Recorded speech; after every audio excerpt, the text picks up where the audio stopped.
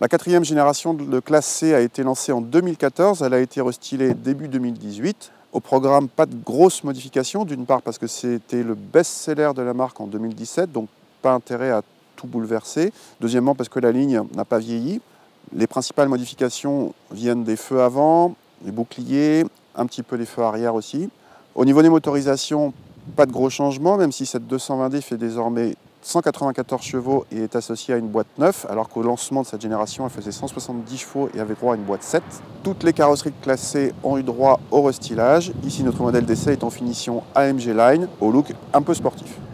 À l'intérieur, pas de révolution non plus, mais la plus grosse nouveauté vient du combiné d'instruments qui peut être selon les finitions entièrement numériques, en option sur notre modèle d'essai, et qui permet de multiples personnalisations.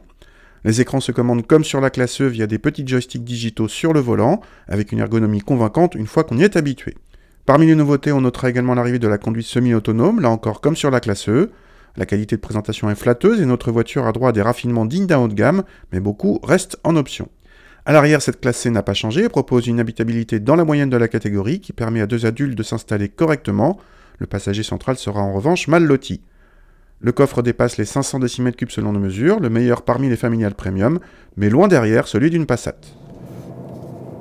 Alors cette classe C 220D avec son diesel de 194 chevaux offre des relances largement satisfaisantes. Il y a beaucoup de couples et même sur autoroute les relances sont faciles, même à haute vitesse. L'association avec la boîte auto à 9 rapports est très agréable.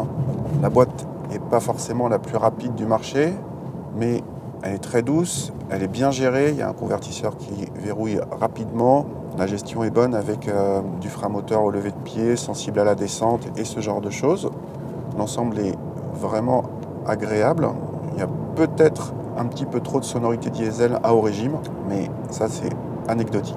Au niveau châssis, on a une voiture avec des roues de 18 pouces sans suspension pilotée qui est globalement agréable. On a une direction assez directe, un train avant qui est assez incisif. Il y a une sensation a priori comme ça de dynamisme qui est plutôt agréable tant qu'on ne la bouscule pas. Quand on la bouscule, on s'aperçoit que l'amortissement génère quelques mouvements de caisse parasites. En revanche, le confort est excellent, même avec ses roues de 18 pouces.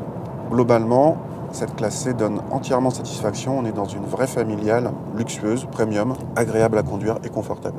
Question budget, commençons par une bonne note en consommation, puisque selon nos mesures, cette classe C est la plus sobre de la catégorie et d'assez loin, ce qui lui permet d'échapper au malus écologique avec les finitions inférieures. Seule cette finition livrée avec roue de 18 pouces engendrant un petit malus. Pour les tarifs en revanche, c'est moins bien, puisque la classe C avec cette motorisation commence à 48 000 €. Notre modèle d'essai monte à 50 000 € hors option, et celles-ci peuvent faire grimper la note assez vite, mais une Audi A4 concurrente ne fait pas mieux. A noter que cette classe C 220D est obligatoirement fournie avec la boîte auto, mais laisse le choix entre 2 ou 4 roues motrices, cette dernière version étant facturée 2 500 € de plus.